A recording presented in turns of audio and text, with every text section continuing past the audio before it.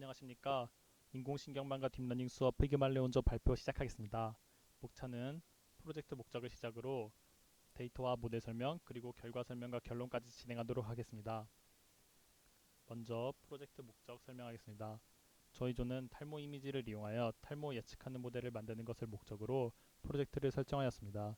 근래 몇 년간의 탈모 환자 발생 추이를 보면 매년 탈모 환자가 증가하고 있다는 것을 알 수 있습니다. 특히 만 19세 이상의 남녀 1,500명 중 22%가 탈모 증상을 겪고 있다고 합니다.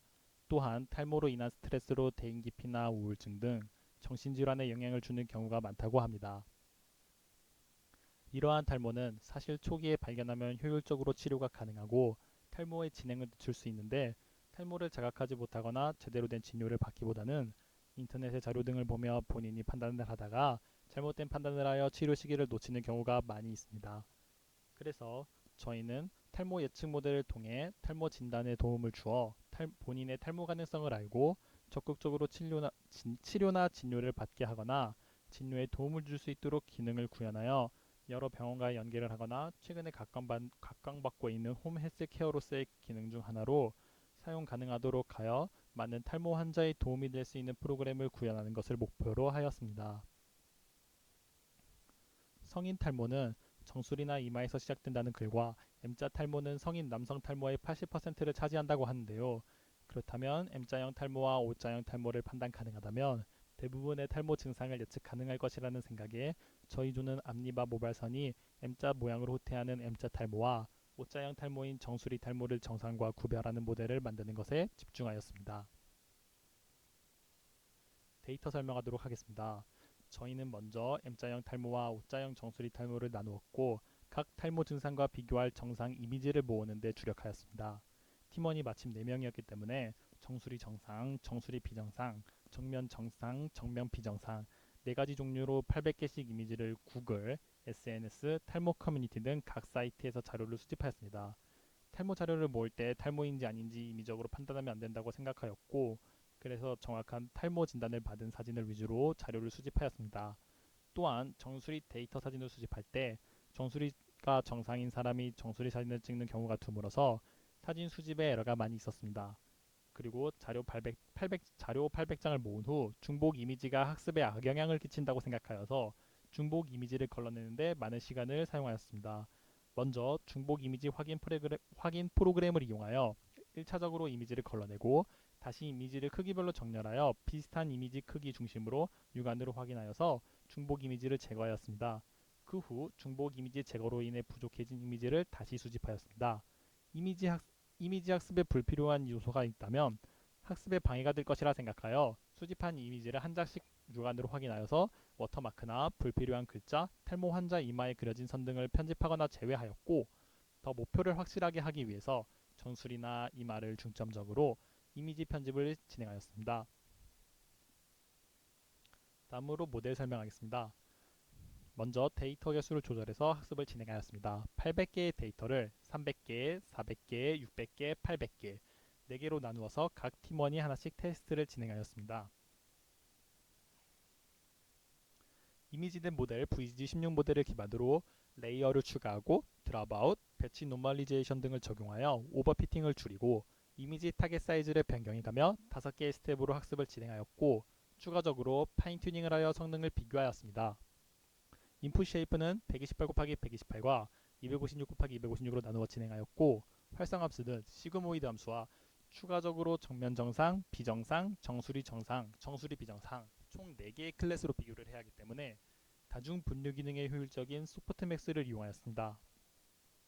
저희 조에서 VGG16 모델을 사용한 이유는 이미지인의 챌린지 모델에 대한 설명을 듣고 그중 VGG16 모델이 논문에 따르면 연산하여 발생하는 파라미터의 개수가 줄어드는 효과와 렐루가 활성 함수로 들어갈 수 있는 곳이 많아진다는 장점이 있어서 사용하였습니다. 결과 설명하겠습니다. 먼저 데이터 개수 300개로 학습을 진행했을 때는 대부분의 상황에서 트레이닝 데이터가 100개뿐이라 제대로 된 학습을 진행하지 못했기 때문에 추가적으로 스텝을 진행하여 학습을 진행하지는 않았습니다. 그리고 데이터의 개수가 400개로 트레이닝 개수가 200개일 때부터 학습이 제대로 진행하였으므로 5개의 스텝으로 테스트를 진행하였습니다. 학습된 총 결과를 비교해보면 데이터 개수 800개, 즉 트레이닝 데이터 600개, 밸리데이션 데이터 100개, 테스트 데이터 100개일 때, 그리고 컨볼루션 레이어와 맥스플링 레이어를 추가한 스텝 5가 가장 낮은 로스 값과 가장 높은 어큐레시 값을 얻은 것을 확인할 수 있었습니다. 그리고 가장 결과값이 좋은 모델을 파인 튜닝하였을 때 더 낮은 로스 값과 더 높은 어큐러시 값을 얻은 것을 확인 가능하였습니다. 그러나 파인 튜닝을 진행한 그래프를 볼 때 값이 크게 진동하여 오버피팅이 되는 것을 확인할 수 있었는데, 데이터의 수가 적을수록 밸리데이션 로스와 트레이닝 로스의 격차가 벌어지는 것을 확인할 수 있었습니다. 추가한 레이어에 비해 데이터의 수가 적어 오버피팅이 된 것으로 보입니다. 그래서 저희 조는 최종적으로 파인 튜닝을 적용하지 않는 스텝 5 모델을 선택하였습니다. 준수한 정확도와 안정적으로 감소하는 로스값, 그리고 오버피티도 일어나지 않는 것을 러닝 커브에서 확인할 수 있었습니다. 옆에 모델 서머리를 첨부하였으며 총 파라미터의 개수는 1498만 8580개이고 트레이너블 파라미터는 27만 3892개가 되겠습니다.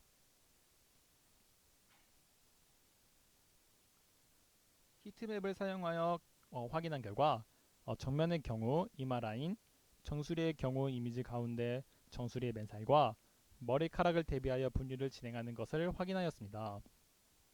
그런데 테스트 진행 중 몇몇 테스트 사진에 대하여 정수리의 경우 학습이 잘 되지 않는 경우 또한 발견하였습니다. 이는 정수리 데이터 수집 과정에서 탈모의 기준이 모호한 경우가 있을 때 발생하는 것 같으므로, 더 명확한 기준의 데이터를 수집한다면 성능이 더욱 좋아질 것이라고 생각됩니다.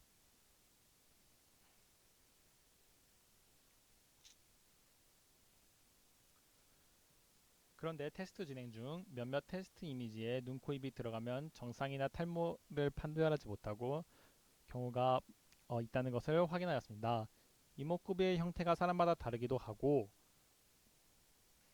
사진에 따라 이마 위주로만 있는 사진이 있기 때문에 수집한 정면 데이터들은 이마 위쪽에만 포커스를 맞출 수 있도록 사진을 통일하여 수정하였으므로 테스트 이미지를 그에 맞게 맞추어 진행하였을 때는 제대로 구분해내는 것을 확인하였습니다. 첫 번째 이미지는 노멀 확률이 88.09%, M자 탈모의 확률이 11.19%로 정상에 가까울 확률이 더 높다는 결과를 보여주었고, 두 번째 이미지는 정수리 정상일 확률이 0.33%, 탈모일 확률이 99.35%로 O자형 정수리 탈모일 확률이 99%라는 결과를 보여주었습니다. 최종적으로 이미지에 대하여 위와 같이 정면 정상, 비정상, 정수리 정상, 정수리 비정상으로 4개의 클래스에서 확률을 판단하는 탈모 가능성을 추출할 수 있다는 것을 확인하였습니다. 사진에 대하여 정면 사진이든 정수리 사진이든 일단 넣으면 4개의 클래스로의 분류를 나누어 주기 때문에 정면 따로 정수리 따로 넣어서 구현하지 않았고 그냥 사진 하나로 한 번에 분류가 가능합니다. 현재까지 진행해 보았을 때 분류 정확도와 스텝 5 모델이 오버피팅 없이 학습을 진행하며 점차 제대로 로스 값이 감소하여 가장 좋은 성능을 보인다고 판단하였습니다. 그리하여 목표로 한 탈모 진단 모델을 만들 수 있었습니다.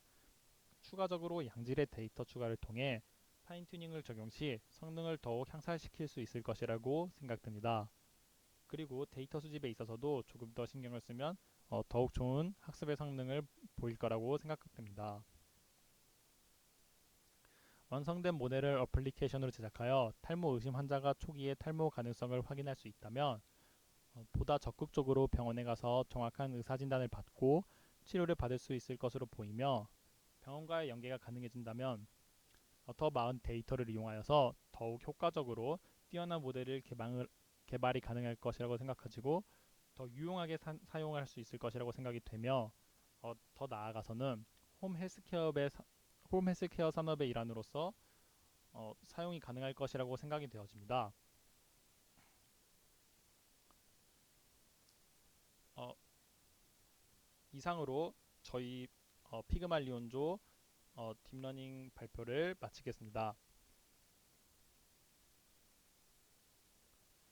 발표를 끝까지 들어주셔서 감사합니다.